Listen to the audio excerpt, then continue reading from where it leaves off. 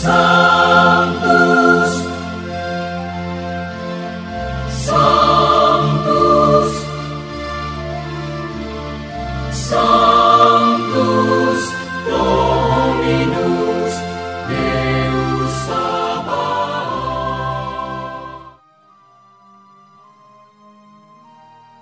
Inilah kisah inspiratif Bunda Teresa, yang mampu menggerakkan hati anak orang terkaya di Indonesia yang akhirnya memilih hidup miskin dan melayani orang miskin dengan menjadi biarawati.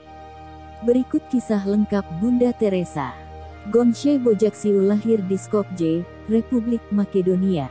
Bunda Teresa, demikian perempuan itu lebih dikenal, adalah misionaris yang mengabdikan seluruh hidupnya untuk melayani orang miskin dan menderita. Sejak kecil, Anjeze Agnes dididik ibunya secara Katolik. Agnes senang sekali mendengar cerita tentang misionaris-misionaris yang melayani di Bengali, India. Di usianya yang ke-17, Agnes mendapat panggilan untuk hidup selibat kala berdoa di kuil Black Madonna of Letnis. Ia pun meninggalkan rumah dan bergabung dengan Susteran Loreto. Awal bergabung dengan susteran itu, Agnes berangkat ke Irlandia untuk mendapat pelatihan bahasa Inggris sebagai bekal mengajar di India. Tiba di India pada tahun 1929, Agnes mengajar di Darjeeling, pegunungan Himalaya. Disitulah ia belajar bahasa Bengali dan mengajar di sebuah sekolah Katolik. Agnes diangkat menjadi suster pada tahun 1931. Sejak saat itu, namanya berubah menjadi Teresa. Mengajar memang pekerjaan yang nyaman dan menyenangkan. Namun, hati nuraninya terusik dengan kemiskinan dan kelaparan yang menimpa masyarakat di sekitarnya, terutama di Kalkuta. Teresa pun memilih untuk terjun ke tengah-tengah penduduk, memberikan pelayanan bagi kaum papa. Berbekal pelatihan kesehatan di sebuah rumah sakit di Patna, Teresa pun memberikan perawatan medis kepada orang-orang sakit.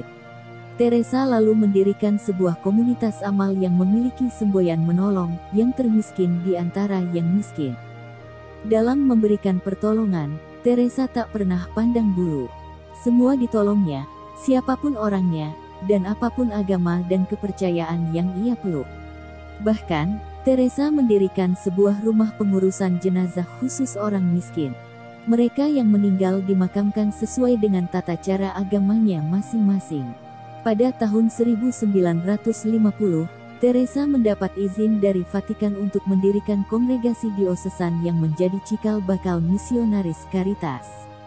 Misionaris Caritas sendiri merupakan sebuah ordo dalam agama Katolik yang kini telah memiliki ribuan anggota suster aktif di 133 negara. Bersama ordonya itu, Teresa melakukan banyak pelayanan yang luar biasa.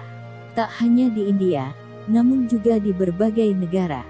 Teresa mendirikan banyak rumah sakit untuk para penderita AIDS, lepra, dan TBC. Anak-anak yatim piatu juga menjadi perhatian Teresa. Ia mendirikan banyak rumah penampungan anak yatim. Demikian pula dalam peperangan. Teresa seakan tak pernah lelah melayani. Seperti yang terjadi pada tahun 1982 di Beirut, Lebanon. Teresa berhasil mendesak dilaksanakannya gencatan senjata antara Israel dan Palestina, guna mengevakuasi 37 anak yang terperangkap di tengah medan pertempuran. Namun, kesehatannya menurun pada tahun 1983 ketika ia mengalami serangan jantung pertamanya. Serangan jantung kembali alami pada tahun 1989.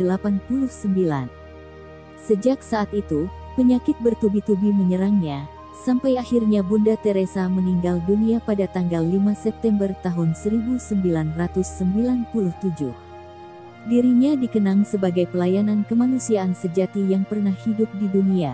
Sepanjang hidupnya, Teresa menerima banyak penghargaan kelas dunia. Salah satunya adalah hadiah Nobel Perdamaian yang diberikan pada tahun 1979.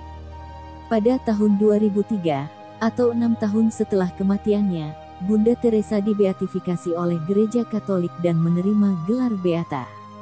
Beata, atau yang berbahagia, diberikan kepada orang yang dianggap telah bekerja sangat keras untuk kebaikan atau memiliki keistimewaan secara spiritual.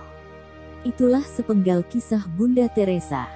Semoga kisahnya menginspirasi kita semua, bukan hanya Suster Lucy anak konglomerat Indonesia itu.